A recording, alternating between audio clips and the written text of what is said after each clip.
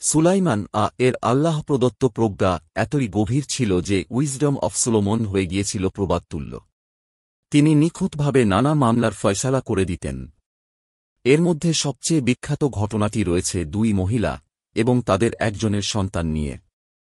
বাইবেলের book of Kings ঘটনাটি বর্ণনা করে এভাবে: সেই সময়ে দুজন পতিতা স্ত্রীলোক বাদশাহর কাছে এসে তাঁর সম্মুখে দাঁড়াল।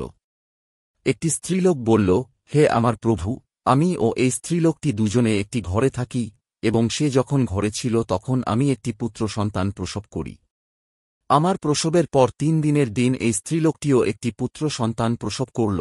তখন আমরা একত্রে ছিলাম, ঘরে আমাদের সঙ্গে অন্য কোনো লোক ছিল না, কেবল আমরা দুজন ঘরে ছিলাম। আর রাতে এই স্ত্রীলোকটির সন্তানটি মারা গেল, কারণ সে তার সন্তানের উপরে শয়ন করেছিল। তাতে সে মাঝ রাতে উঠে যখন আমি ঘুমিয়েছিলাম তখন আমার পাশ থেকে আমার সন্তানটিকে নিয়ে নিজের কোলে শুইয়ে রাখল এবং নিজের মৃত সন্তানটিকে আমার কোলে শুইয়ে রাখল। খুব ভোরে আমি আমার সন্তানটিকে বুকের দুধ দিতে উঠলাম, আর দেখলাম ছেলেটি মৃত। কিন্তু সকালে তার প্রতি ভালো করে লক্ষ্য করে দেখলাম সে আমার গর্ভের সন্তান নয়। অন্য স্ত্রীলোকটি বলল, না, জীবিত সন্তান আমার, মৃত সন্তান তোমার।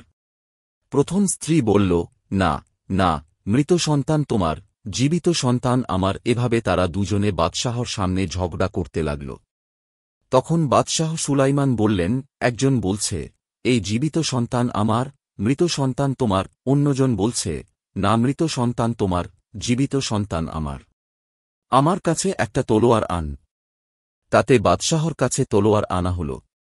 বাদশাহ বললেন, এই জীবিত ছেলেটিকে 2 খণ্ড করে ফেল এবং একজনকে অর্ধেক ও অন্যজনকে অর্ধেক দাও।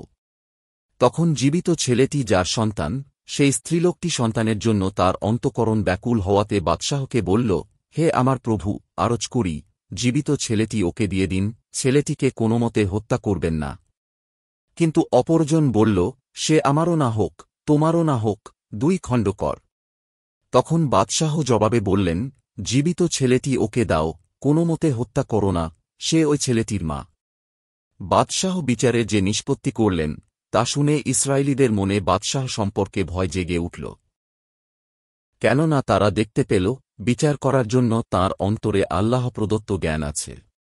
1 বাদশাহনামা 3:16 এই একই ঘটনা ইসলামে বুখারী শরীফেও উল্লেখ আছে, তবে ভিন্নভাবে। আবু হুরাইরা এর সূত্রে বর্ণিত এ হাদিসে বলা হয়েছে, ওই 2 মহিলা একসাথে সফর করছিল, তাদের দুজনের কোলেই ছিল দুধের বাচ্চা। পথে এক শিশুকে বাঘ নিয়ে যায়। অবশিষ্ট শিশুকে উভয় মহিলা নিজের পুত্র বলে দাবি করে। এই মামলা নিয়েই তারা বাদশাহ দাউদ এর কাছে আসে। দাউদ বয়সে বড় মহিলার পক্ষে রায় দেন, কিন্তু সুলাইমান মীমাংসা করে দেন তার মতো করে। বুখারী, নাসাই। কুরআনে বলা হয়েছে, আমি বাতাসকে তার অনুগত করে দিলাম, যা তার হুকুমে অবাধে প্রবাহিত হতো যেখানে সে পৌঁছাতে চাইত। আর সকল শয়তানকে তার অধীন করে দিলাম, অর্থাৎ যারা ছিল প্রাসাদ নির্মাণকারী ও ডুবুরি, এবং অন্য আরও অনেককে অধীন করে দিলাম, যারা আবদ্ধ থাকত শৃঙ্খলে। বলা হয়েছে, আল্লাহ বাতাসকে তার অধীন করে দেন, যা ছিল ঘোড়ার চাইতেও বেশি দ্রুতগামী ও শক্তিশালী। তার নির্দেশে বায়ু প্রবাহিত হতো মৃদুমন্দ গতিতে। তিনি যখন যে শহরে যেতে মন চাইতেন তখনই সে শহরে চলে যেতে পারতেন। কথিত আছে, তা ছিল কাঠের তৈরি বিশাল এক পাটাতন, যেখানে পাকা ঘর, প্রাসাদ, তাঁবু, আসবাবপত্র, ঘোড়া, উট, ভারী জিনিস, মানুষ, জিন, পশু পাখি সবকিছুরই জায়গা হয়ে যেত। বাতাস সেটি বয়ে নিয়ে যেত। এমনও হতো, তিনি সকালবেলা বাইতুল মুকাদ্দাস থেকে যাত্রা শুরু করলেন, দুপুরেই পৌঁছে গেলেন এমন এক জায়গায় যেখানে ঘোড়ায় করে যেতে লাগত 1 মাস। সেখানে বিকেল পর্যন্ত থেকে আবার সন্ধ্যাতেই ফিরে এলেন বাইতুল মুকাদ্দাসে। হাসান বসরীর কথায় উল্লেখ আছে, এখানে যে জায়গার কথা বলা হচ্ছে সেই শহরের নাম ছিল ইস্তাখার, যা জিনরা তার জন্য বানিয়ে দিয়েছিল, তখন নাকি সেটি প্রাচীন তুর্কিস্তানের রাজধানী ছিল। কুরআন বলছে, আমি সুলাইমানের অধীন করেছিলাম বাজুকে, যা সকালে 1 মাসের পথ এবং বিকালে 1 মাসের পথ অতিক্রম করত। আমি তার জন্যে গলিত তামার এক ঝর্ণা প্রবাহিত করেছিলাম। কিছু জিন তার সামনে কাজ করত তার পালনকর্তার আদেশে। তাদের যে কেউ আমার আদেশ অমান্য করবে আমি জ্বলন্ত অগ্নির শাস্তি আস্বাদন করাব। তারা সোলায়মানের ইচ্ছানুযায়ী দুর্গ, ভাস্কর্য, হাউজসদৃশ বৃহদাকার পাত্র এবং চুল্লির উপর স্থাপিত বিশাল ডেগ নির্মাণ করত। হে দাউদ পরিবার, কৃতজ্ঞতা সহকারে তোমরা কাজ করে যাও। আমার বান্দাদের মধ্যে অল্প সংখ্যকই কৃতজ্ঞ। সূরা সাবা 34:12 সুলাইমান এর 700 স্ত্রী ছিল বলে বাইবেলে উল্লেখ আছে, তবে মতান্তরে সংখ্যাটি 100 রয়েছে। তাকে নিয়ে একটি হাদিস রয়েছে এরকম, আবু হুরায়রা রাত থেকে বর্ণিত, সুলাইমান বললেন, আজ রাতে আমি আমার 90 জন স্ত্রীর নিকট গমন করব, তাদের প্রত্যেকে এক একজন এমন সন্তান প্রসব করবে যারা আল্লাহর রাস্তায় জিহাদ করবে। তাকে বলা হল, ইনশাআল্লাহ বলুন। তিনি বললেন না। তারপর তিনি প্রত্যেক স্ত্রীর নিকট গমন করলেন, কিন্তু একজন ব্যতীত কেউই সন্তান প্রসব করল না। ওই একজনও অঙ্গবিশিষ্ট সন্তান প্রসব করল। রাসূল বললেন, যদি তিনি ইনশাআল্লাহ বলতেন তবে কসম ভঙ্গ হতো না এবং তিনি কৃতকার্য হতেন। নাসাই।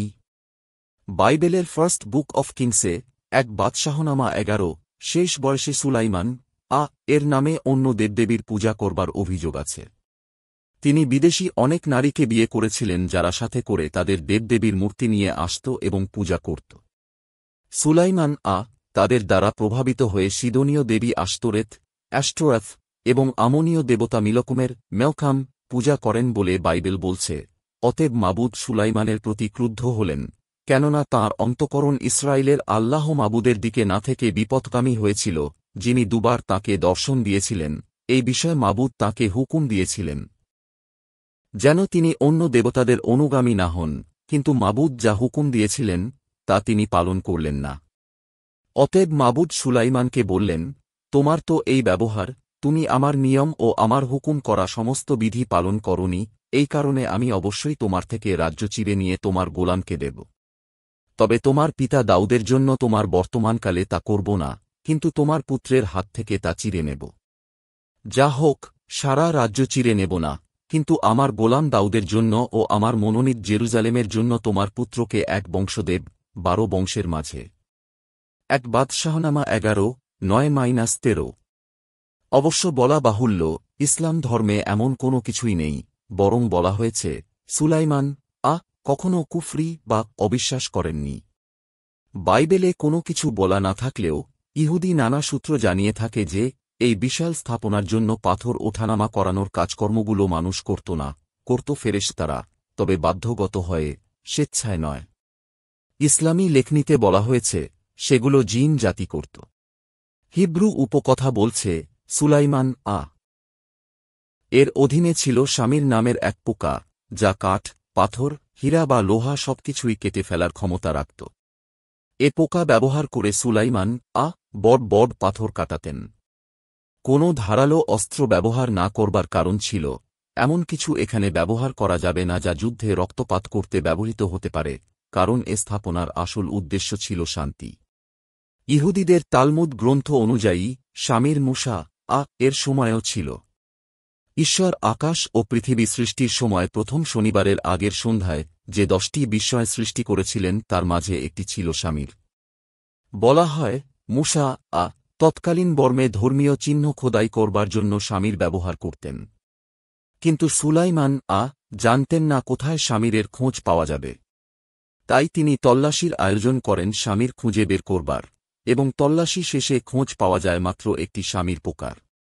অবশ্য অন্য এক ইহুদি উপকথা বলছে জিনজাতির রাজা এজমোরিয়াস সুলাইমানকে শামির উপহার দেন, কিংবা বলে দেন কোথায় খুঁজে পেতে হবে। সবচেয়ে অবাক ব্যাপার, বাইবেলের উল্লেখ না থাকলেও, নামে না হলেও এ পোকার কথা এসেছে কুরআনে সুলাইমান এর কাহিনীতে। যখন আমি সুলাইমানের মৃত্যু ঘটালাম, তখন তার লাঠি খেয়ে চলা এক মাটির পোকার দরুনি জিনেরা তাঁর মৃত্যু সম্পর্কে অবহিত হল। যখন তিনি মাটিতে পড়ে গেলেন, তখন জিনেরা বুঝতে পারল যে অদৃশ্য বিষয়ের জ্ঞান থাকলে তারা এই লাঞ্ছনাপূর্ণ শাস্তিতে তারা আবদ্ধ থাকত না। সূরা সাবা 34:14। তৃতীয় শতকের রোমান সম্রাট ডায়োক্লিশিয়ান সম্পর্কে কথিত আছে, একবার তিনি এক উট পাখির বাচ্চাকে বন থেকে ধরে এনে প্রাসাদে কাচের ভেতর আবদ্ধ রাখেন। বাচ্চাটির মা পেছন পেছন ছুটে আসে তাকে মুক্ত করবার আশায়। তৃতীয় দিন মা পাখি ফেরত আসে মুখে স্বামী নিয়ে, সেটি কাচের ওপর ফেলে দিতেই একসময় বাচ্চাটি বেরিয়ে আসতে পারল ভাঙা কাচ ভেদ করে। অ্যালবার্টাস ম্যাগনাসও এ কাহিনী বর্ণনা করেছেন। কোনো বর্ণনা অনুযায়ী স্বামীরের রক্ত যে কোনো কিছুকে ভেঙে ফেলতে পারে। স্বামীর অর্থ পোকা ছাড়াও হতে পারে এক বিশেষ রকমের কঠিন পদার্থ যা যে কোনো পাথর থেকে শক্তিশালী। প্রাচীন আরামাইক কথ্য ভাষায় স্বামীর বলতে এই বিশেষ পাথরকেই বোঝাত। আলকেমিস্টদের নানা তল্লাশির বস্তু ছিল এই স্বামীর। সুলাইমান বাইবেলে বাইতুল মুকাদ্দাস বা ফার্স্ট টেম্পল অফ জেরুজালেম নির্মাণ শেষ করে ফেলেছিলেন, কিন্তু কুরআনে তা বলা নেই, বরং বলা হয়েছে তিনি তা নির্মাণাধীন থাকা আজ এ পর্যন্ত, দেখা হবে আগামী ভিডিওতে নতুন কোনো অভিযান নিয়ে। সে পর্যন্ত সবাই ভালো থাকবেন, সুস্থ থাকবেন। ভিডিওটি ভালো লেগে অবশ্যই একটি লাইক দিতে ভুলবেন না এবং পরবর্তী এরকম আরও ভিডিও পেতে এখনই অজানা অভিযান চ্যানেলটি সাবস্ক্রাইব করে সঙ্গে থাকবেন।